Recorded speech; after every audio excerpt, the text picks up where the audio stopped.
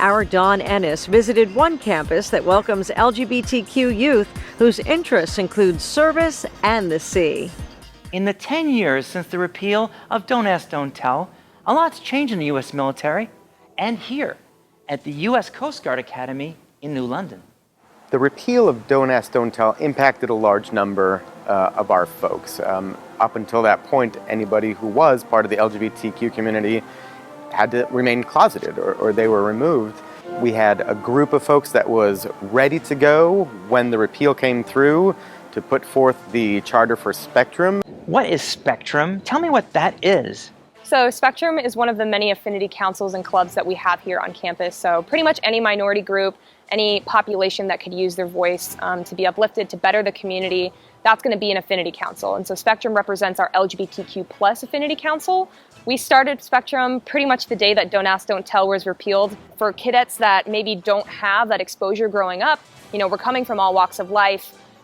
Many people come in with kind of this very minimal baseline understanding. And so a big job of Spectrum leadership is to hold these educational trainings, these optional discussions, even just morale parties. And so I remember when I was a third class, we just kind of held a game night. And so is that LGBTQ like exclusive? No, not at all. But that's how we get our straight allies to come in and we can have these conversations and these memories and these bonds over somewhat benign activities, but that's what gets the conversation started. And that's how we can communicate to our allies that we're just cadets. We're just like you.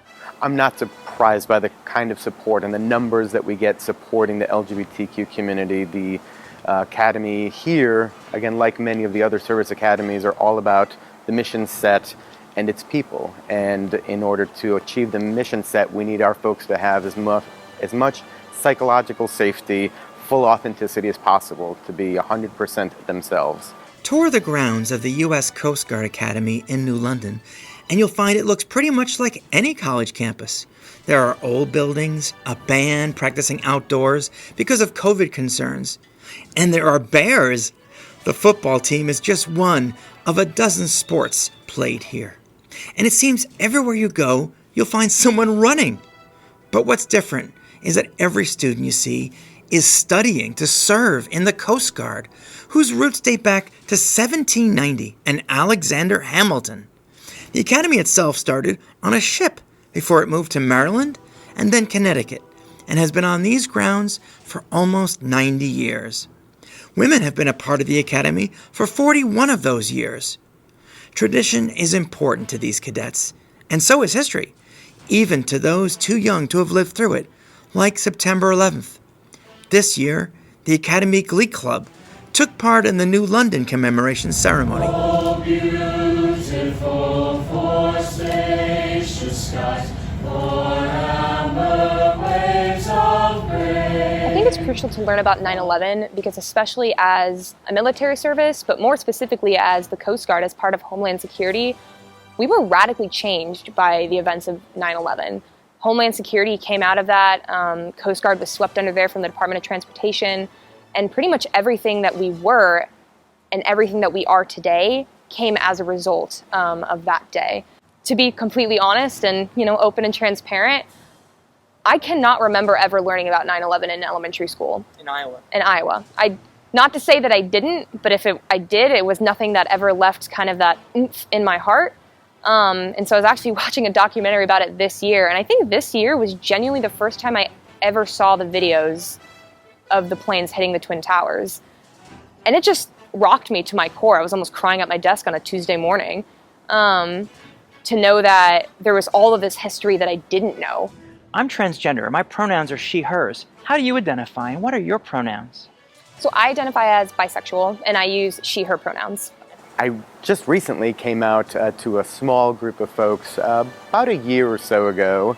The cadets, by and large, at least those in the Spectrum Council, know that I'm out. And I guess this is, in a sense, my public coming out moment right now. Wait, you're coming out on TV in this interview? Honestly, I think it's going to be fine. I have no concerns about that. The Academy really has done a good job of making everyone feel as welcome as they can here. I didn't know anything about the Coast Guard. I grew up in Iowa, And so my afloat experience was not diverse at all. But both my parents were Army, and so my parents love and support me in my identity, but they were worried when I was coming to the academy about that aspect of my identity. I was shocked to find out that my executive officer, so number 2 in command for my company, was the most out there black gay man I have ever met in my life. His name was Chandon Davis, and just a joy, just contagious energy, but was unashamedly out, proud and gay. And he actually was the president of Spectrum at the time. And so he's the one who kind of brought me into the fold and told me, this is what Spectrum does, and this is who we are, and this is what we can do for you. And so within that same month, I actually eventually did come out to the rest of my company, and I've been out ever since. And so that's what I'd like to think that Spectrum is still now, and that I can do for other people, is bringing those people into the fold as early as 4th class, so that the minute that they walk onto campus, they know that, oh, I don't have to hide here. I don't have to be in the closet here. I can be 100% who I am and unashamedly proud, and just that contagious, loving energy that Channing gave to me. It was definitely something that I really benefited from my 4th class year. The more cadets can see themselves represented in the higher ranks, the better off that they will feel. You see, it's not just running and drilling and sailing here at the Coast Guard Academy. It's also football, the Coast Guard Bears. It's part of the education that LGBTQ cadets experience here in New London. For Connecticut Voice Out Loud, I'm Don Ennis. The Bears play their next home game in New London on Saturday, October 30th. You can learn more about the U.S. Coast Guard Academy at uscga.edu.